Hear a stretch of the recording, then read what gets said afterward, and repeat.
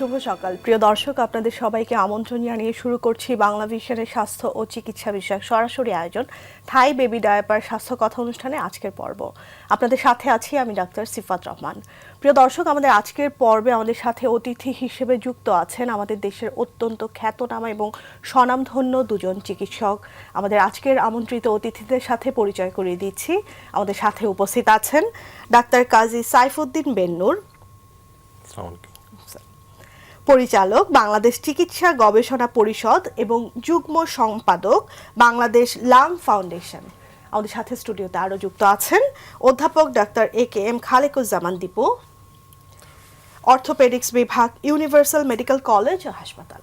প্রিয় দর্শক, আমাদের আজকের এই আয়োজনটি সরাসরি সম্প্রচারিত হবে। আপনারা আমাদেরকে টেলিফোনে যে কোনো প্রশ্ন করতে পারছেন এবং সরাসরি কথা বলতে পারছেন আমাদের আজকের আমন্ত্রিত চিকিৎসকদের সাথে। যেই নাম্বারটিতে ডায়াল করতে হবে সেটি টিভি স্ক্রলে একটু পরপর দেখতে পাচ্ছেন। আপনাদের দুজনকেই আবার আমন্ত্রণ জানাচ্ছি। ধন্যবাদ। স্যার, শুরুতে আপনার কাছে আসছি। আপনি একজন অত্যন্ত খ্যাতনামা একজন বক্ষব্যাধি বিশেষজ্ঞ।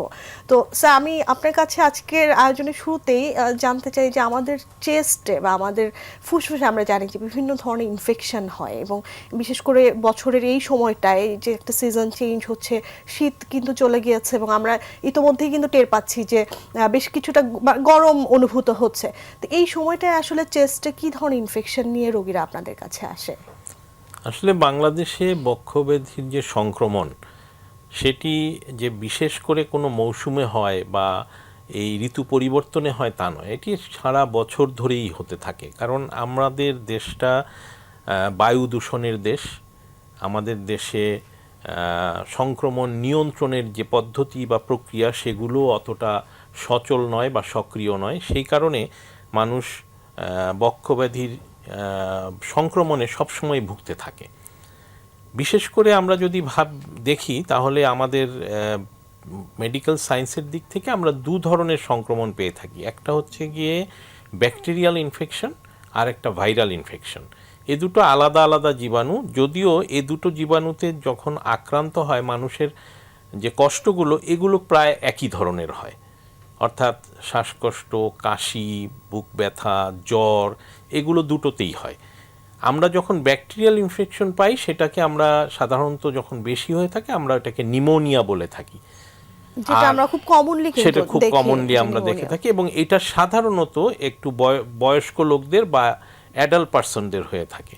আর শিশুদের ক্ষেত্রে ভাইরাল ইনফেকশনটা বেশি হয়, যেটা সবচেয়ে প্রধান আক্রমণ হয়ে থাকে ব্রঙ্কিওলাইটিস বলা হয়ে থাকে। আর এর বাইরে এক ধরনের বিশেষ ব্যাকটেরিয়া বাংলাদেশের মানুষ অত্যন্ত বেশিভাবে আক্রান্ত হয় এবং এটি একটি জাতীয় সমস্যা, এটি একটি বৈশ্বিক সমস্যা। সেটা হচ্ছে যক্ষ্মা বা টিউবারকুলোসিস বা সংক্ষেপে যেটা টিবি বলা হয়।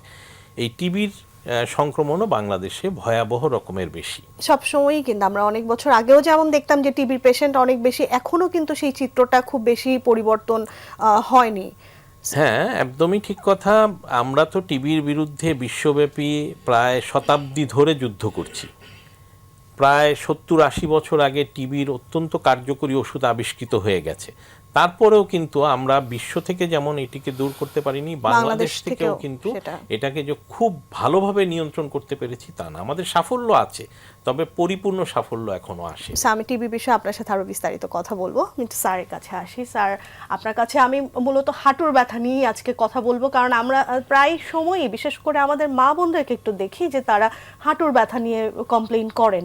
তো শুরুতেই জানতে চাই যে আসলে হাঁটুর ব্যথার পিছনে কারণগুলো কি কি থাকে? আচ্ছা, হাঁটু আমাদের শরীরের অত্যন্ত গুরুত্বপূর্ণ একটি জয়েন্ট এবং এই জয়েন্টটা 3টি হাড়ের সমন্বয়ে গঠিত হয়। তা হাঁটু ব্যথার একটা বড় কারণ হচ্ছে আঘাতজনিত সমস্যা। আঘাতজনিত সমস্যা হলে যদি হাঁটুর এই 3টি হাড়ের যে কোনো একটি আঘাতপ্রাপ্ত হয় বা ভেঙে যায় তাহলে হাঁটুর ব্যথা হতে পারে। আবার এই হাঁটুকে ব্যালেন্স করার জন্য ছোট বড় প্রায় 11টি লিগামেন্ট কাজ করে। এই 11টি লিগামেন্টের কোনো লিগামেন্টে যদি আঘাতপ্রাপ্ত হয়, ছিঁড়ে যায় বা স্প্রেইন হয়, তখনও হাঁটু ব্যথা হতে পারে। ব্যথা যদি আমি বাদ দেই তাহলে কিছু ডিজিজ বা সমস্যার জন্য হাঁটু ব্যথা হয়ে থাকে। এর মধ্যে মোস্ট কমন হচ্ছে অস্টিওআর্থ্রাইটিস, অর্থাৎ বয়সজনিত কারণে হাঁটুর এই কার্টিলেজগুলো যখন আস্তে আস্তে ক্ষয়ে যেতে থাকে তখন যেই সমস্যাটা হয় সেটাকে আমরা বলি অস্টিওআর্থ্রাইটিস। এছাড়া হাঁটুতে বিভিন্ন ধরনের বাত আছে আমাদের শরীরে, ইনফ্লামেটরি আর্থ্রাইটিস যেগুলো আমরা বলে থাকি বা রিমাটয়েড আর্থ্রাইটিস বলে থাকি, এই ধরনের আর্থ্রাইটিসের সমস্যা হলেও হাঁটু ব্যথা হতে পারে।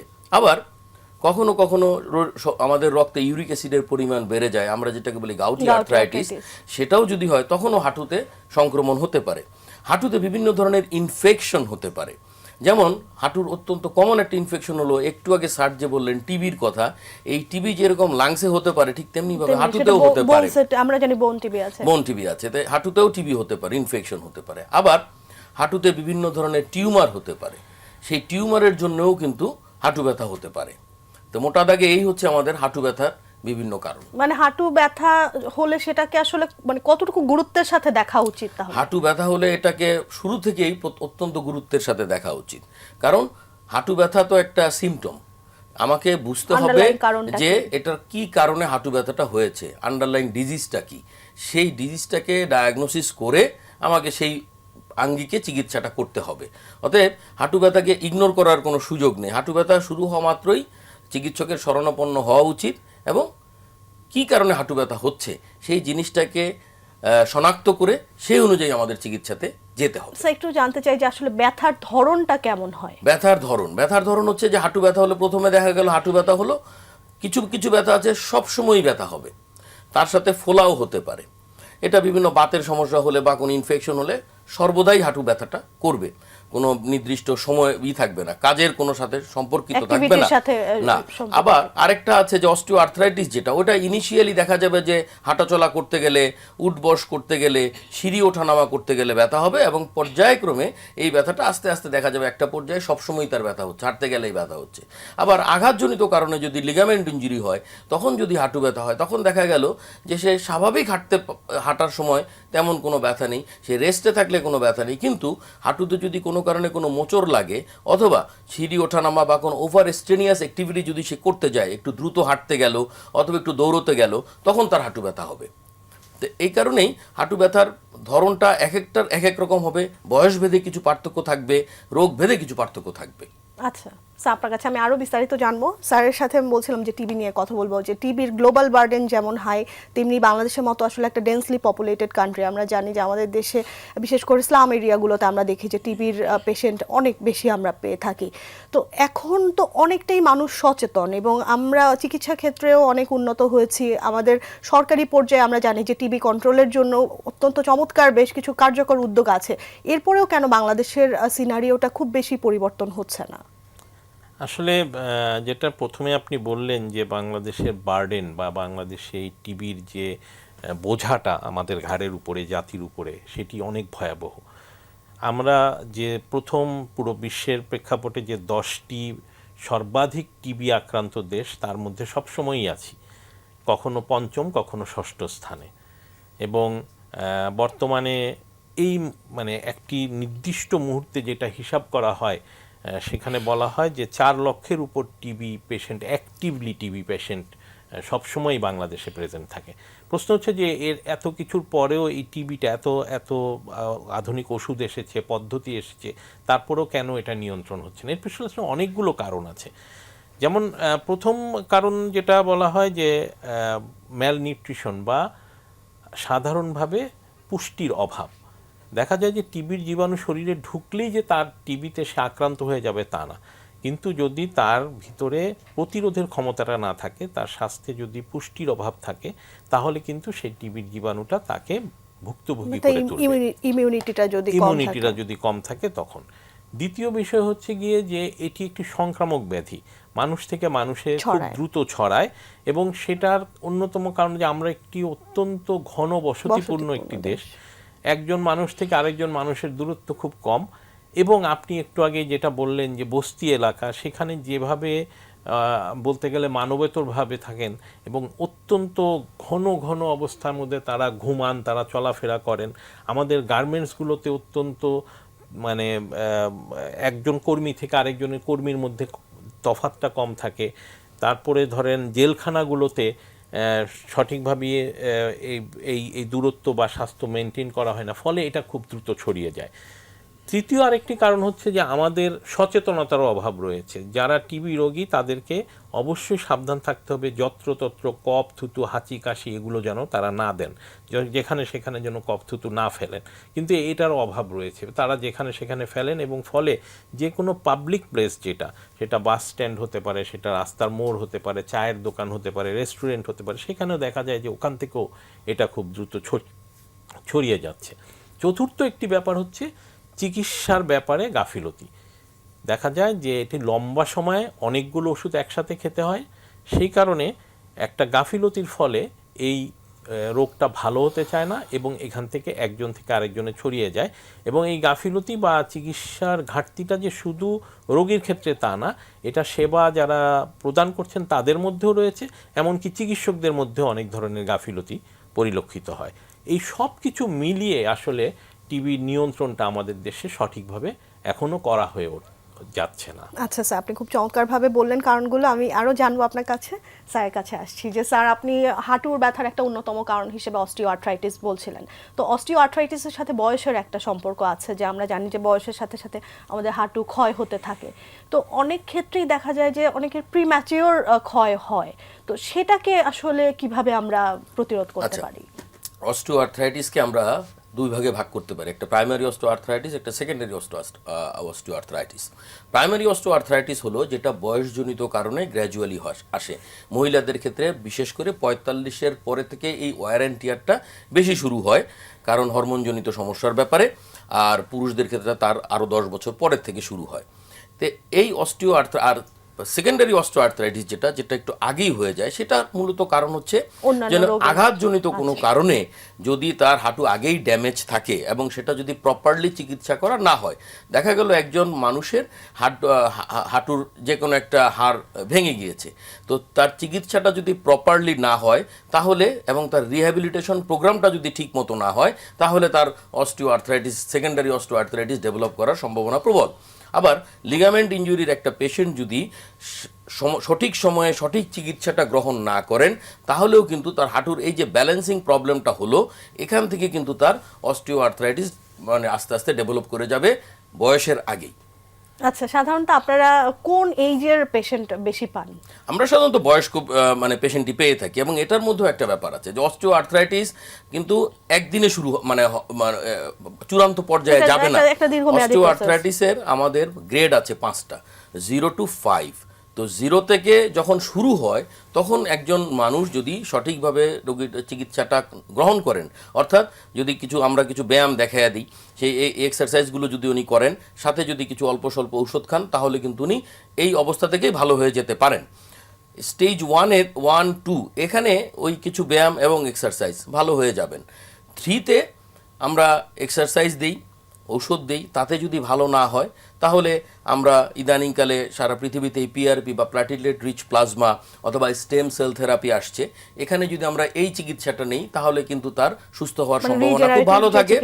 এবং স্টেজ 4 যেটা একেবারে শেষ স্টেজ, এখানে যখন একজন পেশেন্ট আসবেন তখন অবভিয়াসলি তার চিকিৎসা হচ্ছে টোটাল নি রিপ্লেসমেন্ট। তখন তার পূর্ণ হাঁটু প্রতিস্থাপন বা টোটাল নি রিপ্লেসমেন্ট করে নিলে সে কিন্তু স্বাভাবিকভাবে ব্যথামুক্তভাবে একটা কোয়ালিটি লাইফ খুব ভালো মতো উনি তার স্বাভাবিক দৈনন্দিন কাজকর্ম চলাফেরা সব করতে পারবেন।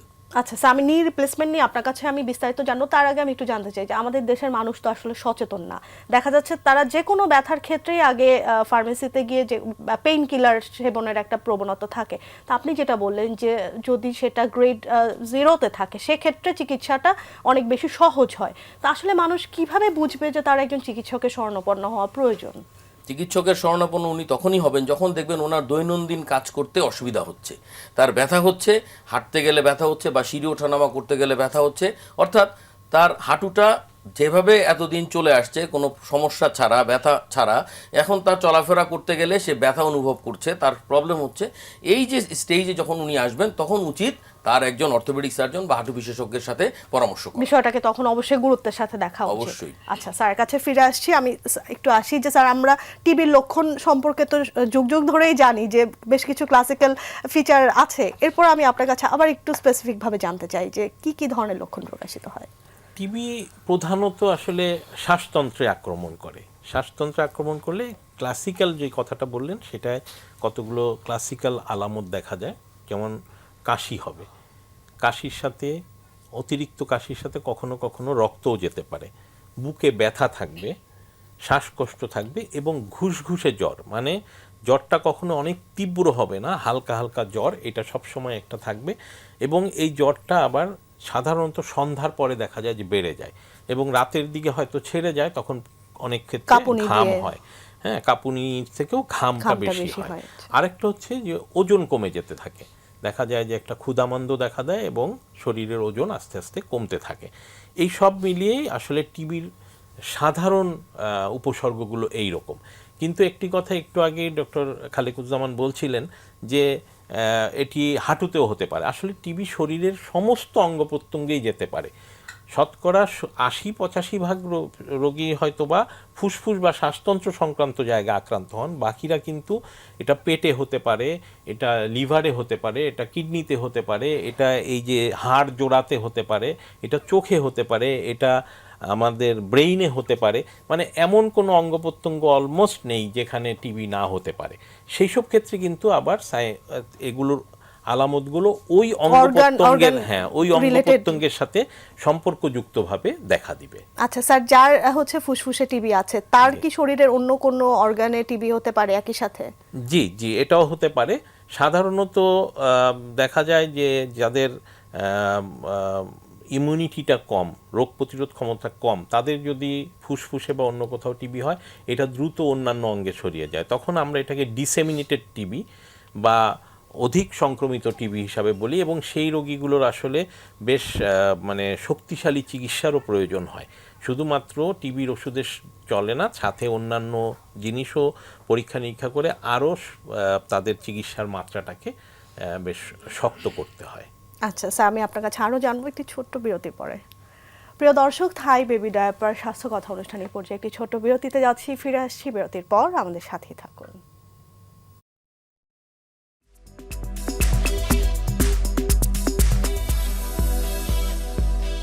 প্রিয় দর্শক, বিরতি শেষে আবারও আমন্ত্রণ জানাচ্ছি থাই বেবি ডায়াপার স্বাস্থ্য কথা অনুষ্ঠানের আজকের পর্বে। সাথে আছি আমি ডাক্তার সিফাত রহমান। প্রিয় দর্শক, আমাদের সাথে আজকে স্টুডিওতে উপস্থিত আছেন ডাক্তার কাজী সাইফুদ্দিন বেন্নুর, পরিচালক বাংলাদেশ চিকিৎসা গবেষণা পরিষদ এবং যুগ্ম সম্পাদক বাংলাদেশ লাং ফাউন্ডেশন। আমাদের সাথে স্টুডিওতে আরও উপস্থিত আছেন অধ্যাপক doctor AKM Khalequzzaman Dipu, orthopaedics বিভাগ, ইউনিভার্সাল মেডিকেল কলেজ ও হাসপাতাল। আমাদেরকে সরাসরি ফোন করতে চাইলে টিভি স্ক্রলে যে নাম্বারটি দেখতে পাচ্ছেন সেই নাম্বারটিতে ডায়াল করতে হবে। বিরতি শেষে আপনাদের দুজনকে আবার আমন্ত্রণ জানাচ্ছি।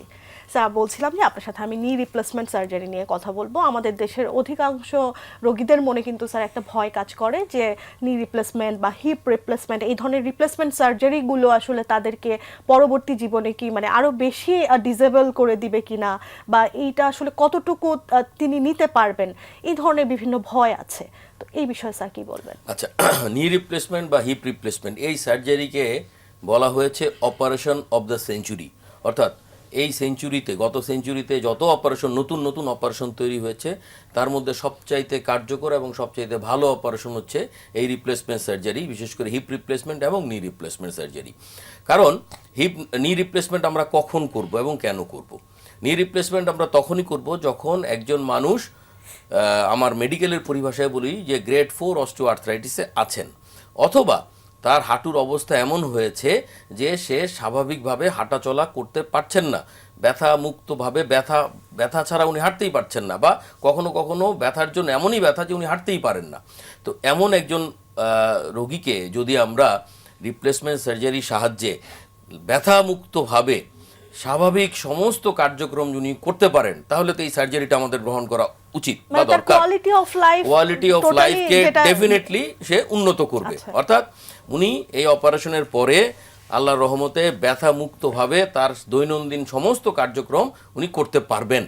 যদি তো এখন একটা ব্যাপার আছে, এখন কখনো কখনো আমাদের দেশে এমন একটা পর্যায়ে রোগীরা আসেন যখন আমরাই বলি যে আপনার এখন আর এই নি রিপ্লেসমেন্ট সার্জারি করার মতো পর্যায়ে আপনি নাই, আপনার এখন এই অপারেশনটাও আমরা করতে পারছি না, এমন একটা ড্যামেজ হাঁটু নিয়ে বা এমন একটা ড্যামেজ অবস্থা নিয়ে উনি আসেন। অতএব অপারেশনটা সাকসেসফুল হওয়া আরেকটা ইম্পর্টেন্ট জিনিস হচ্ছে যে আমি কখন অপারেশনটা করতে আসলাম, তো এটা খুব ইম্পর্টেন্ট। তো যদি সঠিক সময়ে সঠিক চিকিৎসকের কাছে অপারেশনটা হয় তাহলে আল্লাহর রহমতে রোগী আগের মতো প্রায় স্বাভাবিকভাবে উনি ওনার সমস্ত কার্যক্রম চালনা করতে পারবেন ব্যথামুক্তভাবে। এখানেও কিন্তু স্যার ওই রোগীর অ্যাওয়ারনেসের কথাটাই আবার চলে আসবে যে রোগী Definitely. কি কতটুকু অবশ্যই। কনসার্ন যে দেখা গেল তাকে যেতে হবে আমরা চিকিৎসকের এমন কাছে। রোগী পাই যাদেরকে হয়তোবা কোনো চিকিৎসক আজকে থেকে 5 বছর আগে বলেছেন যে আপনার হাঁটুর অপারেশন করা করতে দরকার, হবে। উনি হয়তোবা ভয় পেয়ে হোক বা বিভিন্ন কারণে হোক উনি অপারেশনটা করেননি।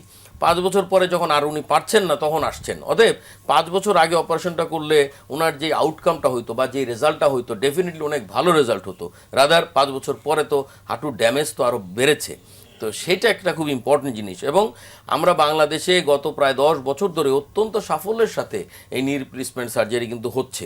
হ্যাঁ, আচ্ছা, এখানে তার মানে রোগীদের ভয়ের কোনো কারণ নেই। ভয়ের কোনোই কারণ নেই। আচ্ছা, ভয়ের স্যার, কোনো কারণ আপনার নেই। কাছে আবার আসি, আমি একটু স্যারের কাছে আসি যে আমরা জানি যে টিবির ক্ষেত্রে আমরা মাল্টি ড্রাগ রেজিস্ট্যান্স রোগী অনেক পাচ্ছি এখন, তো এর পিছনে আসলে স্যার কারণটা কি?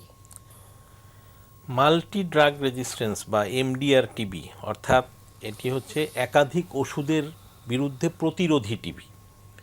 এটা আসলে আমরা বলে থাকি যে এটা একটা ম্যান মেড ফেনোমেনন, অর্থাৎ এটা কিন্তু আসলে মানুষ নিজেই তৈরি করেছে। হয় চিকিৎসক তৈরি করেছেন কোনো একটা গাফিলতির জন্য, না হয় রোগীর কারণে তৈরি হয়েছে, অথবা ওষুধের কারণে তৈরি হয়েছে। কারণ টিবির ওষুধটা দেওয়া হয় 4টি ওষুধ, প্রধানত 4টি ওষুধকে একসাথে করে সেটি লম্বা সময়ের খেতে হয়। অন্য যে কোনো ইনফেকশনের মতো এমন নয় যে একটি ওষুধ খেলাম, 7 দিন খেলাম, 10 দিন খেলাম, ভালো হয়ে গেলাম, তা না। এটাকে নির্দিষ্ট সময়ে, নির্দিষ্ট মাত্রায়, নির্দিষ্ট পরিমাণে বা নিয়মিতভাবে খেয়ে যেতে হবে। এর ফলে এই সমস্যাটা তৈরি হয়। অনেক সময় দেখা যায় যে রোগী এটিকে ঠিকমতো গ্রহণ করেন না, তারা হয় এটাকে একটা গ্যাপ দিয়ে ফেলেন অথবা ছেড়ে দেন। তখনই এই জীবাণুগুলো, টিবির জীবাণুগুলো এই ওষুধের বিরুদ্ধে প্রতিরোধী হয়ে যায়, অর্থাৎ এই ওষুধ আর তখন জীবাণুর বিরুদ্ধে কাজ করে না। অনেক সময় চিকিৎসকও ভুল করেন, কি মাত্রায় দিতে হবে, শরীরের ওজনের সাথে এটা নির্ভরশীল, এই মাত্রাটায় ভুল করেন, কতদিন দিতে হবে এটাই ভুল করে বসেন, তখন কিন্তু এই একই ব্যাপার হয়, ওই জীবাণুটা প্রতিরোধী হয়ে যায়। অনেক সময় দেখা যায় যে ওষুধের মান ঠিক নেই, কোয়ালিটি ঠিক নেই, ওষুধে একটি ক্যাপসুলে বা একটি ট্যাবলেটে যে পরিমাণ ওষুধ থাকার কথা সেই পরিমাণ নেই, অথবা এটি ঠিকমতো সংরক্ষণ করা হয়নি দেখে এটির মান নেমে গেছে। এই ওষুধটা যখন খাওয়া হয় তখন ওই জীবাণু কিন্তু আবার এই ওষুধের বিরুদ্ধে প্রতিরোধী হয়ে যায়। এরকম কতগুলো কারণে এই ব্যাপারটা হয়। সাধারণত আমরা বলে থাকি যে 4টি প্রধান ওষুধের মধ্যে সবচেয়ে কার্যকরী যে দুটি আছে, রিফাম্পিসিন এবং আইএনএইচ নামে দুটো ওষুধ, এই দুটো ওষুধ যদি একযোগে টিবির জীবাণু প্রতিরোধী হয়ে যায় তখন কিন্তু এটাকে আমরা এমডিআর বলি। কারণ তখন খুবই সমস্যা, তখন এই টিবি রোগীকে ভালো করতে হলে আরও অনেক ওষুধগুলো আনতে হয়। একটি আরও বেশি সময়ের, 6 মাসে তখন আর কাজ হয় না, আরও বেশি, আর কারো ক্ষেত্রে 9 মাস, কারো 18 মাস, কারো আরও বেশি সময় ধরে, লম্বা সময় ধরে তাকে ওষুধ দিতে হয়। এবং সেই ওষুধগুলো অনেক সময় পাওয়া যায় না, আবার পাওয়া গেলেও এই যে দ্বিতীয় লাইনের যে ওষুধগুলো, এগুলোর মধ্যে অনেক পার্শ্ব প্রতিক্রিয়াও বেশি। সব মিলিয়ে আসলে এটি সেটা রোগীর জন্য তো আরো বেশি মানে কষ্টসাধ্য একটা বিষয়, কষ্টসাধ্য ব্যাপার হয়ে দাঁড়ায়।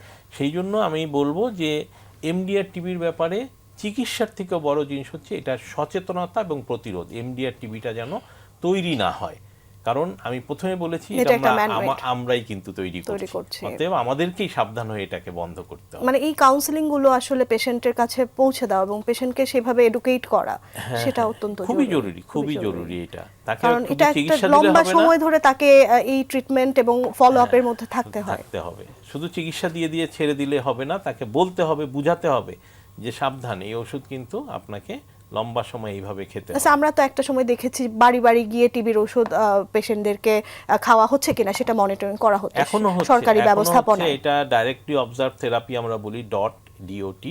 এবং এখন যেটা করা হয় যে একেবারে প্রত্যন্ত অঞ্চল পর্যন্ত কিন্তু আমাদের, এটি কিন্তু বাংলাদেশ সরকারের স্বাস্থ্য ব্যবস্থার একটা সাফল্য যে প্রত্যন্ত অঞ্চল পর্যন্ত টিবির ওষুধ দেওয়ার স্থান রয়েছে। এবং রোগীকে প্রতি কাগজে কলমে বলা হয় যে প্রতিদিনই আসা সবচেয়ে ভালো, না হলে অন্তত সপ্তাহে একদিন এসে এই ওষুধগুলো নিয়ে যেতে হয় এবং এই ওষুধের আবার ব্যবহৃত খোসাটা ফেরত দিতে হয়।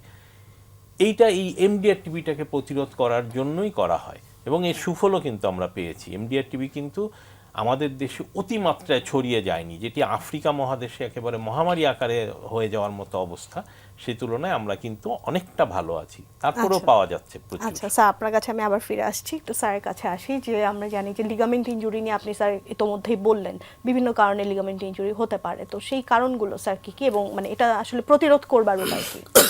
সরি, আসলে লিগামেন্ট ইনজুরি হচ্ছে যে মূলত আঘাতজনিত কারণে হয়ে থাকে লিগামেন্ট ইনজুরিটা। হ্যাঁ, তো স্পোর্টস ইনজুরি এর মধ্যে খুব ইম্পর্টেন্ট একটা কারণ, যে খেলাধুলা করতে গেলে হোক সেটা প্রফেশনাল প্লেয়ার অথবা অ্যামেচার প্লেয়ার, খেলাধুলা করতে গেলে দেখা যায় যে হাঁটুতে যদি কোনো আঘাত লাগে, হাঁটু যদি একটা টুইস্ট হয়, মোচড় খায়, তাহলে এই লিগামেন্ট ইনজুরিটা হয়ে থাকে। আবার নর্মালি হাউসহোল্ড যে ট্রমা আছে বা রোড ট্রাফিক অ্যাক্সিডেন্ট, এখানেও কিন্তু যদি হাঁটুর মধ্যে আঘাত, চাপ এবং একই সাথে যদি একটা টুইস্টিং ইনজুরি হয়, তাহলে সেখানেও কিন্তু লিগামেন্ট ইনজুরি হতে পারে।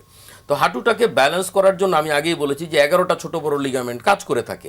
এর মধ্যে 4টা লিগামেন্ট হচ্ছে খুব গুরুত্বপূর্ণ। তো 2টো লিগামেন্ট হাঁটুর বাইরের দিকে থাকে, 2টো হাঁটুর ভেতরের মধ্যে থাকে। তো এই লিগামেন্টগুলো যদি আঘাতপ্রাপ্ত হয়, ছিঁড়ে যায়, তাহলে কিন্তু একজন মানুষের চলাফেরায় সমস্যা হবে, সে স্বাভাবিকভাবে হাঁটতে পারবে না, তার ব্যালেন্সের প্রবলেম হবে, দেখা যাবে হঠাৎ হাঁটতে হাঁটতে হঠাৎ করেই সে হাঁটু ভেঙে পড়ে যাওয়ার মতো একটা সিচুয়েশন তৈরি হয়ে যাবে। অতএব এটার চিকিৎসা অত্যন্ত গুরুত্ব সহকারে করা উচিত, কারণ এটা চিকিৎসা যদি ঠিকমতো না করা হয়, তাহলে কিন্তু এই রোগীটাই, এই লোকেরই ভবিষ্যতে সেকেন্ডারি অস্টিওআর্থ্রাইটিস ডেভেলপ করবে।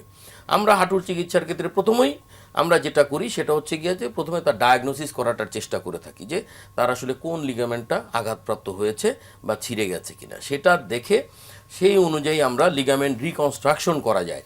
আমরা আর্থোস্কোপি বলি এই প্রসিডিউরটাকে, অর্থাৎ হাঁটুর ভেতরে আমরা ক্যামেরা ঢুকিয়ে দেই, ক্যামেরা ঢুকিয়ে আমরা পুরো হাঁটুটাকে খুব সুন্দর করে দেখতে পারি, যেই লিগামেন্টটা আঘাতপ্রাপ্ত হয়েছে সেটাকে আইডেন্টিফাই করে শরীর থেকে আরেকটা লিগামেন্ট নিয়ে ওইখানে আমরা প্রতিস্থাপন করে দেই। এটাকে লিগামেন্ট রিকনস্ট্রাকশন বলা হয়। এবং এই চিকিৎসাটা করার পরে রোগী কিন্তু একেবারে অলমোস্ট তা আগের মতো ভালো হয়ে যায় এবং তার সমস্ত ধরনের অ্যাক্টিভিটিস, দৌড়ানো, খেলাধুলা করা বা অন্যান্য সমস্ত কিছু সে ঠিকঠাক মতো করতে পারে। আমাদের অনেক প্লেয়াররাও কিন্তু অপারেশন করে আবার তারা কিন্তু খেলাধুলাতে, মানে প্রফেশনাল খেলাধুলাতেও কিন্তু ফিরে যেতে পারে। অতএব এই দিক কিন্তু শর্ত হলো সঠিক সময়ে সঠিক চিকিৎসা, এটা গ্রহণ করতে হবে। এই কথাটা তো স্যার ঘুরে ফিরে বারবারই আসছে এবং আমরা জানি যে এখানে রিহ্যাবিলিটেশনের একটা ভূমিকা আছে, সেটি বিরাট বড় ভূমিকা আছে। যেমন আমি আমার রোগীদেরকে সহজ করার জন্য বলি যে দীর্ঘ 9 মাস স্বাধীনতা যুদ্ধের মাধ্যমে বাংলাদেশ যেরকম স্বাধীন হয়েছে, তা আপনার হাঁটুটাকে যদি আপনি স্বাধীন করতে চান, অপারেশনের পরে আপনাকে 9 মাস ব্যায়াম করতে হবে। আপনি 9 মাস যদি আমাদের দেখানো মতে ব্যায়াম করেন, কখনো কখনো আমরা ফিজিওথেরাপিস্টকে রোগীর সাথে অ্যালাইন করে দেই, ওইভাবে যদি আপনি ওই রিহ্যাব যে প্রোটোকল আছে সেই প্রোটোকলটা যদি আপনি মানেন এই 9 মাস, তাহলে আপনার হাঁটু কিন্তু একেবারে আগের মতো ভালো হয়ে যাবে ইনশাআল্লাহ। এখানে মানে প্রয়োজন হচ্ছে আপনাদের কাছে রেগুলার ফলো আপ করাটা খুব ইম্পর্টেন্ট। প্রথমে 2 সপ্তাহ পরে, তারপরে 1 মাস, তারপরে 2 মাস, তারপরে 3 মাস পরে, যে একবার আপনি আমার সাথে এসে খালি দেখা করে যাবেন, আমি একটু চেক করে দেখব যে তার ব্যায়াম করাটা, এক্সারসাইজ বা রিহ্যাবিলিটেশন প্রোটোকল ঠিকঠাক মতো সে করছেন কিনা, এই মনিটরিংটা দরকার।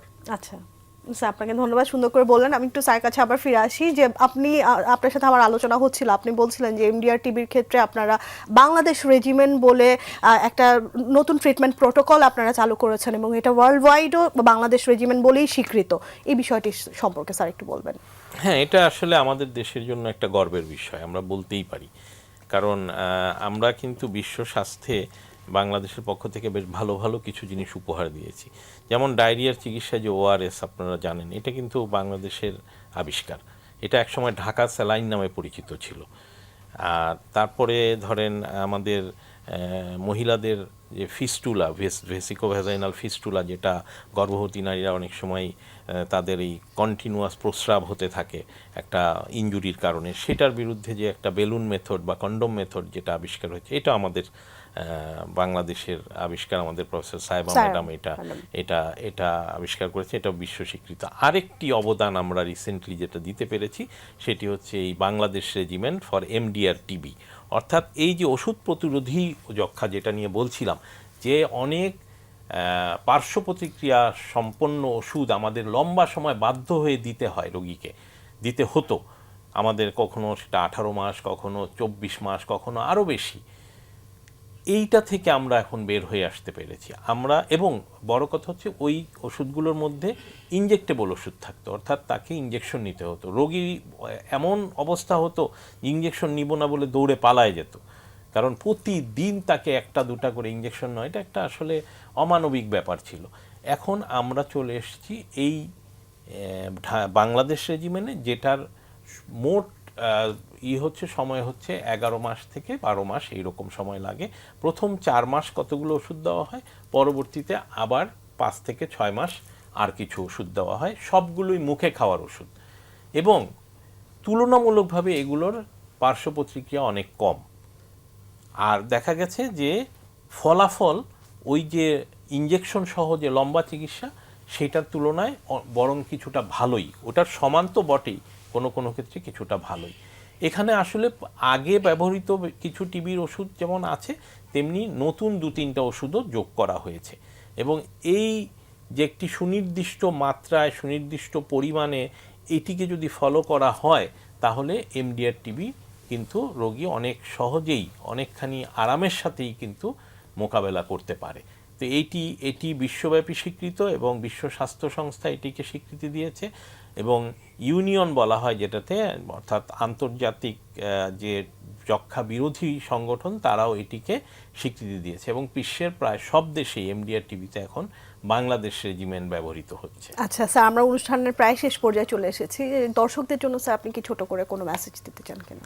আজকে যেহেতু টিবি নিয়ে বা ইনফেকশন নিয়ে কথা হয়েছে, আমি শুধু একটা কথাই বলবো যে দর্শকদের উদ্দেশ্যে আমি সচেতন হওয়াটা খুব জরুরি। আপনার যদি ইনফেকশন হয়ে থাকে, সেটা নিউমোনিয়া হোক, ভাইরাস ইনফেকশন হোক, অথবা টিবি হোক, আপনি নিজেকে সাবধান করুন। যত্রতত্র হাঁচি কাশি দিবেন না, কফ থুতু ফেলবেন না। আপনার থেকে যেন আরেকজন আক্রান্ত না হয়, এই ব্যাপারটি আপনাকেই নিশ্চিত করতে হবে। এবং আমি অন্যদের বলবো, অর্থাৎ আপনার পরিবারে যদি এরকম একজন রোগী থাকে, আপনিও তাকে উদ্বুদ্ধ করুন এবং আপনিও সাবধান থাকুন, যেন আপনাদের রোগীর কারণে এটি ছড়িয়ে না যায়। আরও অনেক কিছু বলার আছে, তবে এইটি আমার মনে হয় একটি প্রধান কথা, যেটি আমি আজকে খুবই বলতে চাই। গুরুত্বপূর্ণ একটা মেসেজ স্যার, আপনাকে অসংখ্য ধন্যবাদ। খুব চমৎকারভাবে টিভি নিয়ে আমরা আজকে আলোচনা করলাম। আমি একটু স্যারের কাছে আসি, যে আমরা যেহেতু শেষ করব, তার আগে আমরা জানতে চাই যে আসলে হাড় ক্ষয় একটা স্বাভাবিক প্রক্রিয়া। আমরা আমাদের বয়সের সাথে হাড় ক্ষয় স্যার হবে, এটাই আমরা মেনে নিয়েছি, কিন্তু আসলে আমরা হাড়ের সুস্থতার জন্য বা আমাদের শরীরের সুস্থতার জন্য কি করতে পারি? আচ্ছা, হাড় ক্ষয় মানে হচ্ছে অস্টিওপোরোসিস, বয়সের সাথে সাথে যেই হাড়ের ঘনত্ব যখন কমে যায় সেটা, এবং অস্টিওক্লাস্টিক অ্যাক্টিভিটিটা বাড়তে থাকে, আমরা অস্টিওপ্লাস্টিক জানি। বাড়ে, অস্টিওব্লাস্টিকটা কমে যায়, এটার জন্য। তো এইটার জন্য বর্তমানে আমার একটা শেষ কথা বলি, সেটা হচ্ছে যে বাংলাদেশে খুব ভালো ভালো ঔষধ এখন পাওয়া যায়, যারা অস্টিওক্লাস্টিক অ্যাক্টিভিটিকে কমিয়ে দেয়, অর্থাৎ হাড় ক্ষয়ের প্রবণতাটাকে কমায় রাদার, এবং নতুন হাড় তৈরি হয় এমন কিছু ঔষধও বাংলাদেশে বর্তমানে অ্যাভেলেবেল হয়ে গিয়েছে। এটা যদি কেউ গ্রহণ করে, তাহলে তার এই সমস্যাটা যাবে। আর অ্যাজ এ হোল অস্টিওপোরোসিস বা হাড়কে ভালো রাখার জন্য আমাদের যেটা খুব ইম্পর্টেন্ট, সেটা হচ্ছে যে প্রতিদিন কমপক্ষে আধা ঘন্টা করে হাঁটা, ওয়েট বিয়ারিং এক্সারসাইজ অস্টিওপোরোসিসকে ঠেকানোর জন্য খুব ভালো কাজ করে। হাঁটা এবং আধা ঘন্টা ফ্রি এক্সারসাইজ করা, ফ্রি হ্যান্ড কিছু এক্সারসাইজ করা, এবং আধা ঘন্টা নিয়ম করে হাঁটা, এই দুটা খুব ইম্পর্টেন্ট।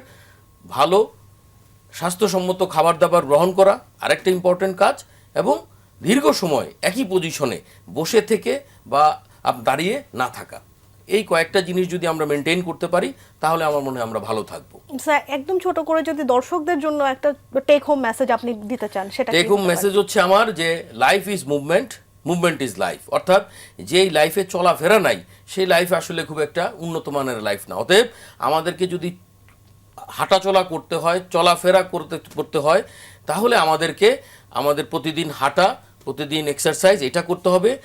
যখনই যেই সমস্যাটা হবে, সঠিক সময়ে সঠিক চিকিৎসকের শরণাপন্ন হওয়াটা খুবই গুরুত্বপূর্ণ, এবং সঠিক খাদ্যাভ্যাস আমরা যেন মানতে পারি। ক্যালসিয়াম সমৃদ্ধ খাবার, ফলমূল খাবেন, মাছ খাবেন বেশি করে, তাহলে কিন্তু আপনারা ভালো থাকবেন। স্যার আপনাকে অসংখ্য ধন্যবাদ, আপনাদের মূল্যবান সময় থেকে আমাদেরকে সময় দেওয়ার জন্য। ধন্যবাদ আপনাকে এবং বাংলা ভিশনকে। ধন্যবাদ।